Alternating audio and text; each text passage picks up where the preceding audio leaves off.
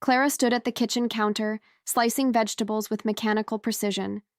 The silence in the house was oppressive, broken only by the faint hum of the refrigerator. The clock on the wall ticked past 7. Richard was late. Again. No message. No call. It had become routine. When they first met, Clara thought she'd won the lottery. Richard was charming, confident, successful. He swept her off her feet with expensive dinners, surprise getaways, and promises of a forever that felt like a dream. But that dream had faded. Over the last few years, their marriage had transformed into a transactional partnership. She kept the house looking perfect. He provided the life. But what about affection? Connection? Richard had grown cold, distant. Physical touch had become a rarity. Even when he was home, which wasn't often, he buried himself in work or retreated to his office. Clara tried lingerie, romantic dinners, vulnerable conversations, but he responded with vague apologies and tired excuses. She poured herself a glass of wine and sat by the window, watching the empty driveway. Her phone buzzed. It was Jessica. "Alone again?" the message read. Clara replied with a thumbs up and a half-hearted emoji. Jessica called immediately. "You've got to stop waiting around like this," Jessica said. "Go out. Do something for you." Clara gave a dry laugh. Easier said than done. "Clara, it's been what, months? Since he even touched you?" Clara hesitated. 5. Not that I'm counting. She was. Every night, every cold shoulder, every instance he turned away. "I don't know what's wrong with me," Clara said, her voice low. "I feel invisible." "You're not the problem," Jessica snapped. "You're beautiful. You're smart. You're loyal. He's the one who's forgotten what he has." Clara wanted to believe that, but the mirror wasn't as kind anymore. New lines, tired eyes, dull skin. She used to feel radiant. Now, she felt like a prop in someone else's life. She stood up and walked through the grand but sterile living room. Every piece of furniture was curated, every surface spotless. But it felt more like a hotel lobby than a home. There was no warmth, no evidence of love or laughter. Clara sat at the edge of their bed, her hand brushing over the neatly made comforter. The space beside her was untouched. Richard hadn't slept in the same bed for weeks, claiming late-night work calls and early, meetings. She opened a drawer and pulled out a small photo album. Their honeymoon in Italy, smiles that looked real, kisses caught in sunlight. She stared at one picture longer than the rest, her arms around Richard, eyes closed, face turned upward in joy. She no longer recognized that woman. The front door finally opened. Clara listened to the sound of briefcases, keys, and shoes. She didn't move. Richard walked past the bedroom, barely glancing inside. "Dinner's in the kitchen," she said. "Not hungry. I already ate," he responded flatly. She waited, hoping he'd follow it up with something, an explanation, an apology, a kiss, but there was nothing. Only the quiet thud of his office door closing. She exhaled slowly and laid back on the yawn bed. She stared at the ceiling, counting the lines in the molding. The ceiling didn't care if she cried. Neither did the walls. Later that night, she crept down to the kitchen for another glass of wine.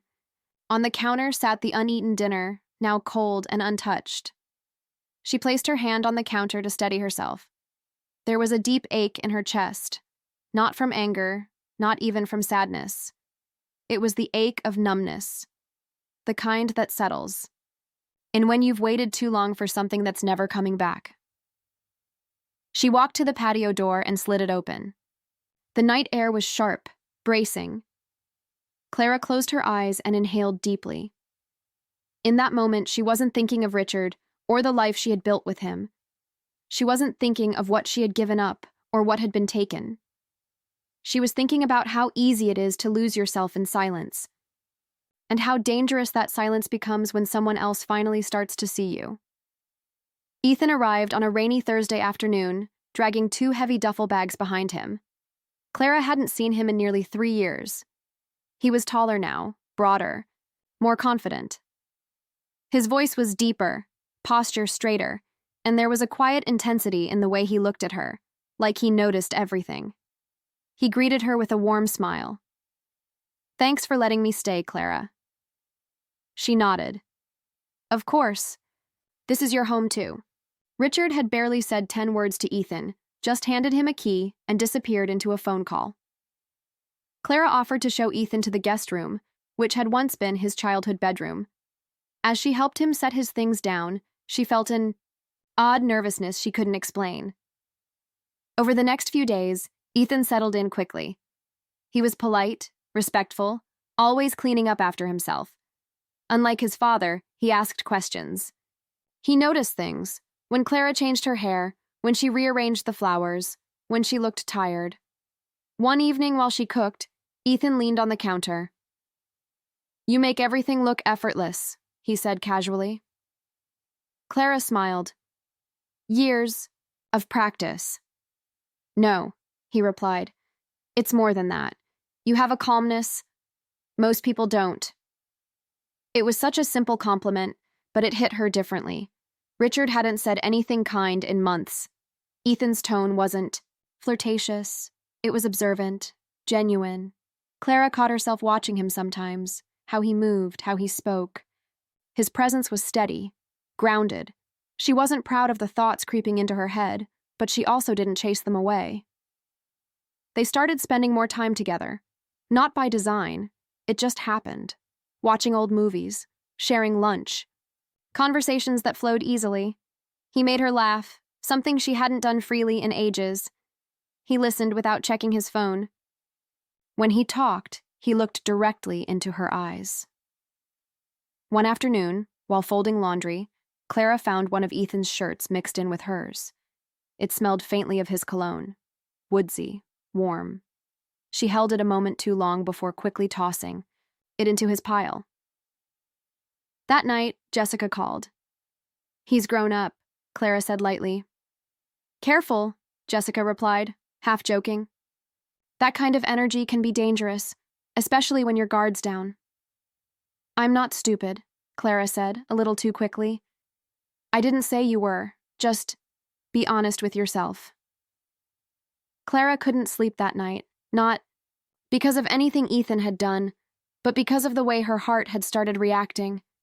The attention, the small glances, the gentle questions, it felt like oxygen. Ethan wasn't doing anything inappropriate. That's what made it worse. He wasn't trying to seduce her, he wasn't crossing lines. He was simply present, and that alone was shaking her more than she wanted to admit. One morning, Clara entered the kitchen in a robe, not realizing Ethan was already there making coffee. She froze. He looked at her, didn't avert his gaze, but didn't linger either. "Good morning," he said calmly. She tightened the robe. "Didn't expect you to be up so early." "I like mornings. They're quiet." His voice was steady, respectful, but something passed between them, a pause that lingered a breath too long. Clara turned away and busied herself at the sink, heart beating faster than it should. That afternoon, Ethan offered to help in the garden. They pulled weeds, trimmed hedges, and shared lemonade on the patio. Clara found herself laughing more freely. Ethan told stories from college about bad roommates and odd professors. His smile was infectious, and Clara felt years younger sitting next to him. Later, inside, he thanked her for the day. "I miss this house, but mostly, I miss the way it felt when you were around." Clara looked at him, startled. "I mean it," he continued. "You make things feel like home." She opened her mouth to respond, but nothing came out. Her throat was tight. He didn't wait for her to answer. He walked away, leaving her standing in the kitchen, shaken by the warmth still lingering in the space he left behind. For the rest of the evening, Clara couldn't stop replaying his words. They weren't inappropriate, but they were intimate in a way that spoke to something deeper, something neither of them had voiced yet. She went to bed that night with her heart in conflict. Nothing had happened, but everything had changed. Clara stood in front of the mirror, adjusting her blouse for no one in particular. It was her anniversary. 13 years. Richard hadn't said a word. No flowers, no dinner plans. He didn't even mention the date. When she brought it up that, "Morning," he nodded absently and said he had a conference call. That was it. She spent the evening alone on the couch. The candles she lit at 6 had burned low by 9. Ethan walked in quietly and paused when he saw her. "You look nice," he said. Clara smiled faintly. "Thanks, it's nothing." He sat beside her. "Did something happen?" "It's our anniversary," she said, eyes fixed on the blank television screen. He forgot, or chose not to remember. Ethan didn't respond right away. Then he said, "You deserve better." The words hit hard. Clara looked at him, expecting pity, but there was only sincerity. He wasn't comforting her out of duty. He meant it. A few days later, Clara was organizing the pantry when a sharp pain shot up her arm. She dropped a jar, glass scattering everywhere. Ethan rushed in from the backyard. "You okay?" he asked, kneeling beside her. "Just startled," she whispered, her voice shaky. He gently took her hand, examined the small cut, and led her to the sink. She watched him wrap a bandage around her finger with more care than Richard had shown her in years. Their eyes met. The silence was heavier than words. That night, Clara couldn't sleep. She walked into the kitchen for water and found Ethan there. He was sitting at the table, lost in thought. She poured a glass and sat across from him. "I don't recognize myself anymore," she said. "You haven't changed," he replied. "You've just been ignored." She didn't answer. Her fingers traced the rim of the glass. "I notice everything about you," Ethan said. "The way you hold your breath when you're sad, how you straighten every picture frame, the way you hum when you cook." Clara felt tears burn at the corners of her eyes. "You shouldn't say things like that." "Why not?" he asked. "It's the truth." Their eyes locked. The air between them tightened. Slowly, she stood. Ethan didn't move.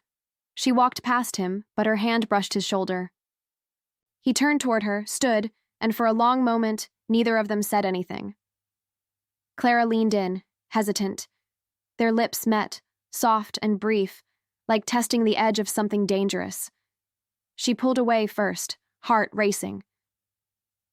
"I can't," she said, voice barely audible. "You already did," Ethan replied. She left the room in silence. Upstairs, Clara sat on her bed, trying to calm her breath. Her mind raced. It wasn't just the kiss, it was the way she wanted to feel it again. The next day, she avoided